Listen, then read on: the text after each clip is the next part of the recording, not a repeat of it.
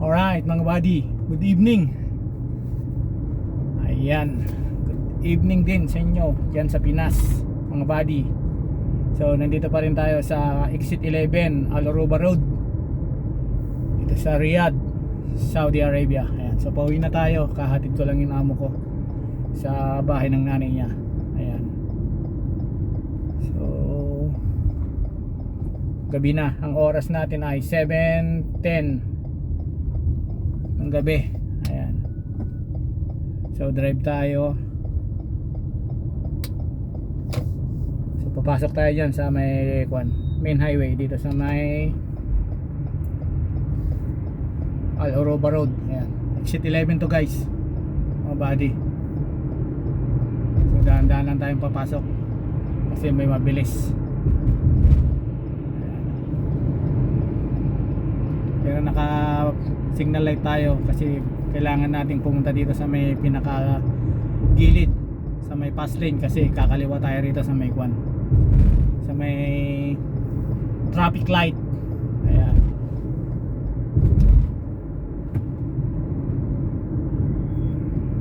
alright. Ayan, medyo traffic na rito pagkagantong oras, medyo lang. Hindi pala nagkuhan lang siya, baka nag preno lang. Ayan. So kakaliwa tayo rito sa may traffic light. Ayan. Ganda ng kuwan nila dito sa may tulay nila, may ilaw-ilaw sa may kuwan, sa ilalim niya, di ba?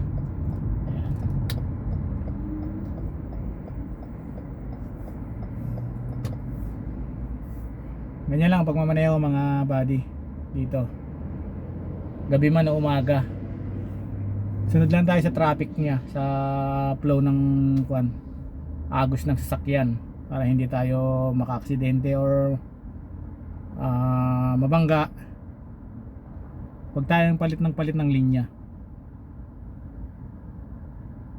Ayan, so naka green na yung traffic light, so go na tayo.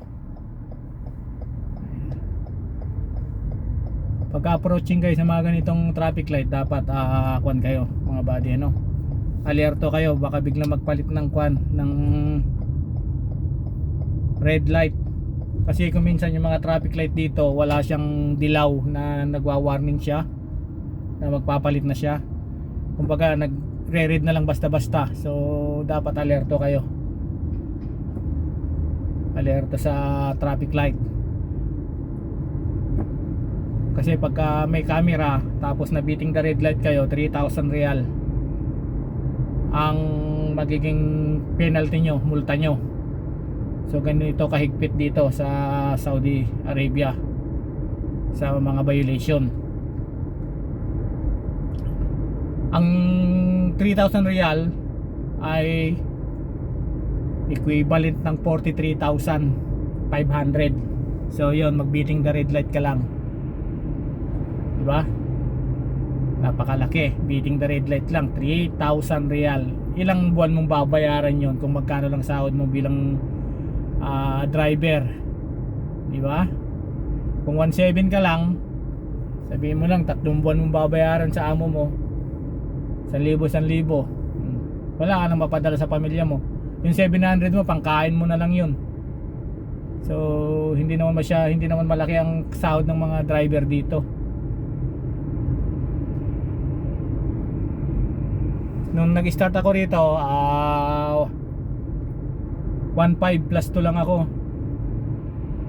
Tapos nung nag-extend na ako, pinagawa ko ng 2,000. Tinasan ako ng 300. Ayan, so kapag nakatapos na kayo ng kontrata, pwede na kayong magpataas ng sahod. Wag yung mag-i-extend kayo or uuwi kayo na hindi kayo nagpapataas ng sahod. Kasi pagka hindi nyo ginawa yun, kawawa naman yung magiging body natin dito na mag-extend. Kasi may na sila may pruweba na sila na hindi kayo nagpapa-increase So kailangan huwag kayong matakot, uwi kung uwi. Pagka hindi kayo in-increasean, uwi. Kasi ako mga body, nag-usap kami ng amo ko, kasi pauwi na ako nitong dapat magbakasyon sana ako nung December 20 nasa Pilipinas bago magpasko, eh hindi ako tinaasan ng sahod. 2,000 na ako rito eh, kasi pang 4 years ko na eh. Eh hindi niya daw tataasan ng sahod. 2,000 na daw kasi ako. Sabi ko, uwian na kita. Sabi ko, hindi magkuhan ako, mag-exit na ako, hindi na mag-extend. Kasi walang mga Pilipino na nagbabakasyon nakakatapos ng kontrata na hindi nagpapataas ng sahod. Kailangan mo akong taasan ng sahod. Sabi ko, kung hindi mo ako tatasan ng sahod, i-exitan kita. Sabi ko, ayun, exit na ako. Uwi na ako ditong itong February 1. Bali 4 years ko na sa January 28. So bubuin ko lang na isang buwan. Bali pinaka last drive ko na sa kanila rito January 31. Tapos wala na akong nun. Relax na ako nun kasi last day ko na yun eh. Uwi na ako ng February 1 eh. Flight ko na yun.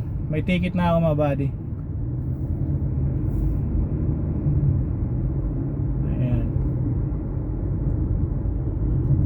Ganito yan sa Saudi pagkagabi. So pagka nakatapos kayo ng kontrata, mga buddy, huwag kayong matakot na uwian ng mga amo nyo. Kasi i-increasean kayo niyan. Huwag niyo ipakita na tayo natatakot na wala ng trabaho. Huwag ganun. Kasi pagka pinakita mo yun, kawawa naman yung mga ibang family driver na mag-i-extend tapos hindi i-increase ng sahod. Kasi hindi kayo nagpa-increase eh. So meron ng basihan yung mga employer dito. Diba? So kailangan pagkatapos ng kontrata, matik, kailangan taas ang sahod. Hindi pwedeng hindi taas ang sahod. Huwag kayong matakot, Pilipino tayo eh. Marami tayong mapasukang trabaho, marami tayong alam na trabaho. So huwag kayong matakot, magpa-increase kayo. Para hindi naman kawawa yung mga body natin na mga susunod na magpunta rito, mag-extend. Ganun pa rin ang isasahod ng amo, hindi na i-increasean kasi alam nila na hindi nagpapa-increase ang Pilipino eh. Ganun eh, di ba? Kaya ako hindi ako natatakot kung uwi ako sa kanila, uwi. Pag once na hindi ako in-increasean, uwi. Ganun. Di ba? So may ipon naman tayo eh. Magpo-for good na ako, mag-business na lang ako. Mas malaki pakikitain ko. Nakapag-ipon naman tayo kahit papaano, mga buddy. Ayan. So pagka hindi kayo in-increasean, uwi. So nandito tayo sa King Abdullah, exit 10 to, mga buddy. Papuntang east. Ayan. Ayan lang. Takutan lang naman yan mga buddy sa increase. Alam nyo, ang Pilipino napakamahal ng kuha nila sa agency natin dyan sa Pilipinas. 20,000 real. So almost, kung sabihin mo na lang na 1450 ang isang real, 290,000 na yun ibabayad nila sa agency. Samantalang kung i-increasean ka lang ng 200, 300, di ba? Huwag kayo matakot na uwi tayo. Di ba? Ganun lang eh. Alright.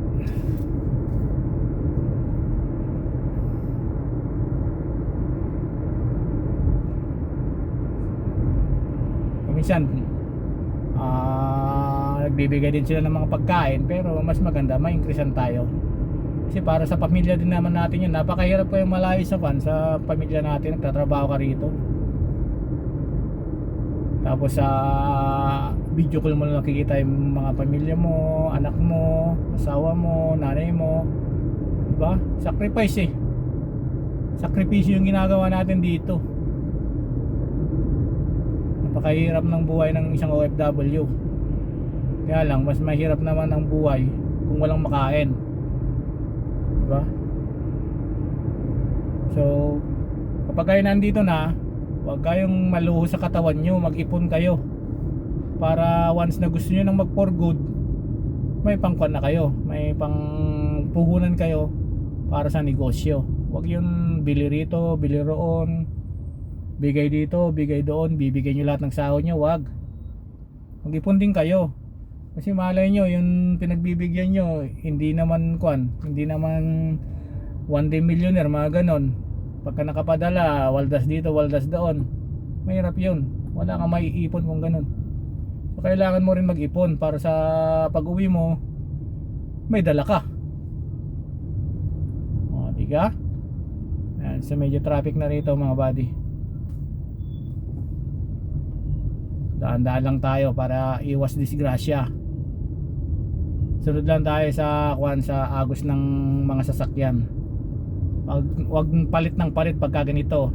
Katulad noon, no, hindi mapakali, lusot-lusot siya. Okay, no, punta noon siya sa kwan. Yun, may tendency na maaksidente ka. Kasi itong mga ganitong oras na to, rush hour, mainit ang mga ulo nitong mga to. Kasi galing sila sa trabaho, gugutom na, ganun. So baka hindi ka napagbigyan. Pag singit-singit ka, mabangga ka pa, kasalanan mo pa kasi singit-singit ka eh. So mas maganda na lang dito, sunod-sunod na lang tayo sa agos ng sasakyan. So dito i-exit na tayo rito, kaya nandito lang tayo sa shoulder, sa may kanang linya. Kasi exit na tayo dyan sa Salman Al Farsi.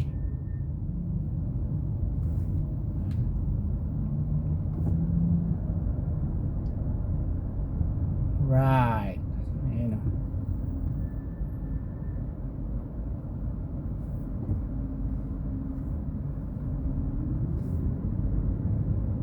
Exit na tayo dyan guys, sa Al Farsi, Salman Al Farsi. So kailangan na nating mag signal light. Mag-signal light na tayo kasi kakanan na tayo dyan eh. I-exit na tayo eh. Ayan. Kaya nata-traffic dito mga buddy, kasi yung mga iba hindi marunong pumila dito sa likod. Doon sa harapan, singit-singit sila doon, kaya tumatagal yung pila dito sa paglabas. Kasi katulad nakikita nyo no, sa harap oh, sumisingit na yon doon.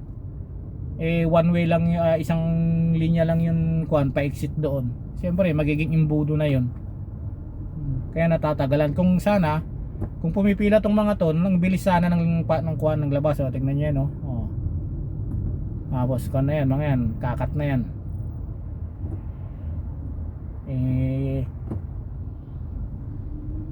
Driver lang tayo eh. So na sila, bigyan na natin sila.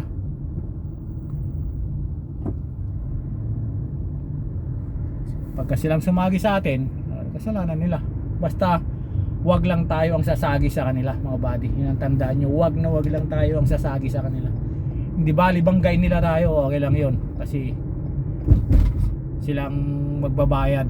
Wag lang ikaw ang magbangga, kasi nako po, napakalaki na maging damage mo pagka ikaw ang bumangga, lalo na pag magandang sasakyan binangga mo, lagot na.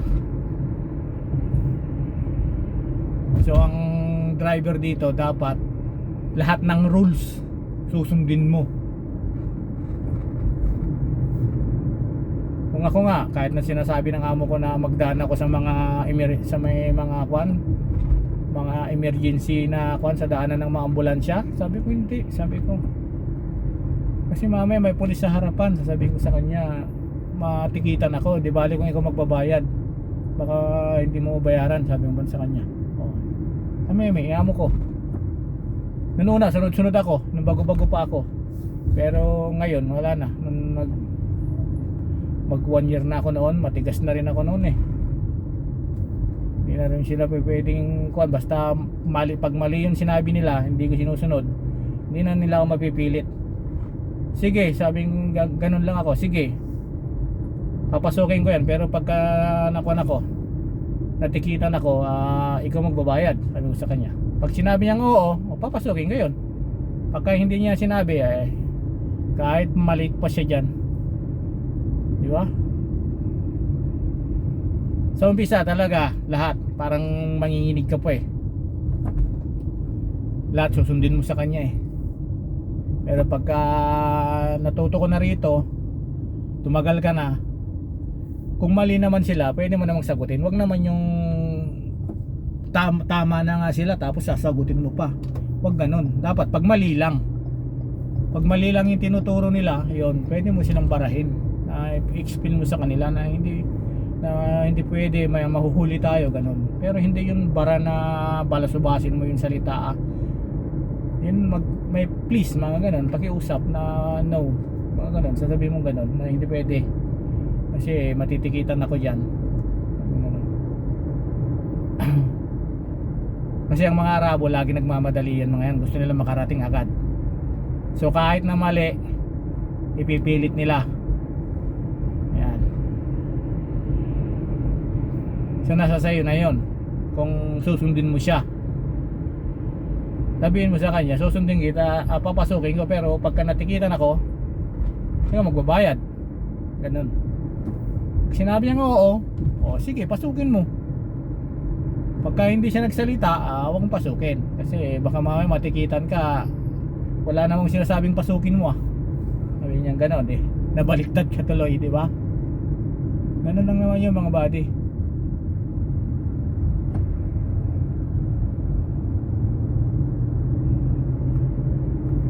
Buti pa yun, may disiplina kasi naka-signal lights siya, nakakanan siya. At least alam mo nakakanan siya, so mapagbibigyan mo siya. Hindi yung kakanan siya na wala siyang signal light, alam mo kung tatawid o hindi, di ba? Kaya pagka ganun na mga naka-signal light siya na kakanan, yung pagbigyan mo. Kasi kung na yun i-exit na siya sa may kanto wag mo nang harangin, wag mo nang pinaan. Kumbaga mag-giveaway ka na sa kanya kasi naka-placer na siya naka-abiso na siya sa iyo pipilitin niya na yun so ikaw na mag-a-adjust, magbibigay ka na ngayon. Mga ganun lang ang mga, kung ang pagdadrive dito mga buddy. Basta laging malamig ang ulo, laging matulog ng maaga, dapat kumpleto yung tulog mo. At least mga 5 hours man lang or 6 hours ang tulog mo, okay na yun. Kasi kung minsan kasi nagbababad yung mga amo sa sa labas, ayan, dilaw na, ayan, so preno na tayo, di ba? Yun lang. Pag alam mo nang nagdilaw na yung ilaw, mag-minor ka na, magpreno ka na, mag-stop ka na. Hayaan mo yung nasa likod, kung businahan ka niya, hindi na pwede yun. Kasi malay mo may mga camera rito sa palibot nito, tapos nag-beating the red light ka, 3,000 real, babayaran ka ba nun sa likod mo? Yung bubusi-busina sa'yo na bumabante ka, di ba? Hindi. Sino magsasaper, di ba? Ikaw. Kaya mo sa likod, basta nakita mo na nagdilaw na, nag-warning na, magpapalit na ng red yun mag-stop ka na. Much better yun, mag-stop ka na. Go na tayo. Green light na. Yan. So ito, Salman Al Farsi na to mga buddy. Salman Al Farsi. Ayan.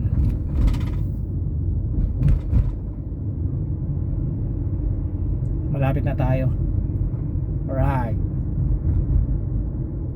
Ito, marami ng bilihan din dito. Meron na rin mga padalaan dito ng pera. Ito, dyan sa may Sahel, sa may gasolinahan, kakana na tayo dyan. Malapit na tayo. Ayan. Ayan, gasolinahan. Kanan, dapat wag nyong kakalimutan ng signal light ha. Kakaliwa or kakanan kayo, huwag niyong kakalimutan ng signal light. Bali yan ang magiging protection nyo para alam ng alam ng nasa likod na pagka ganun mga crossing, Ayun, katulad ng ginawa ko, dahan-dahan lang, bigayan lang dun, give way. So pagka mga crossing na ganon, approaching kayo sa crossing, mag stop kayo, dahan-dahan lang, lalo na pag may mga sasakyan sa kanto na maglalabas, mag cross na ganon. So dahan-dahan lang kayo doon. So dapat matalas yung paningin mo doon. Pagka umistop sila, ibig sabihin ikaw yung go-go, ganon. Kasi nasa right of way tayo eh. So kaya tayo pinagbigyan. Kumbaga ito yung naka main road, tapos yun ang street, yung sa kanto-kanto na yon. So ito ang main road niya. So tayo ang kuan priority. Pero kung nakauna na siya, na nakapasok doon sa may crossing, siya na mauna doon, ikaw na magbibigay. Ganun yun. Pero pag once na nagsabay kayo, tayo ang magkuan, tayo ang priority. Depende lang kung hindi magbigay yon, ikaw na lang magbigay, di ba? Ayan, so sala rito ngayon alas 8:30, mag 7:30, kaya maraming sasakyan, magdadasal sila. Ayan. So dito sa kaliwa, yan yung room ko. Dito yung room ng yung bahay ng amo ko. So pasok na tayo rito kasi nandito yung bahay ng amo ko. Ayan. Yan sa may corner na yan, oh. Pagkanan ko dyan, nasa kaliwa. Ayan. Itong bahay na to. Yan, puti na yan. Yan ang bahay ng amo ko. Ayan. So ito yung kotse ng amo ko, itong Lexus na to, isa na to. Dito tayo papark. Po.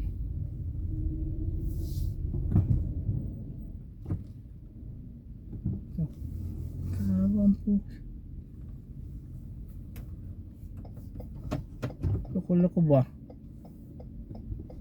Mistap tapos umabante. Alam niya nang magpapark ako ba?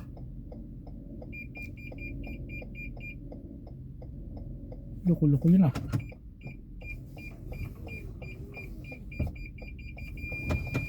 Yan, so dito double parkingan, so kailangan nasa ayos yung kon natin, yung park natin, no?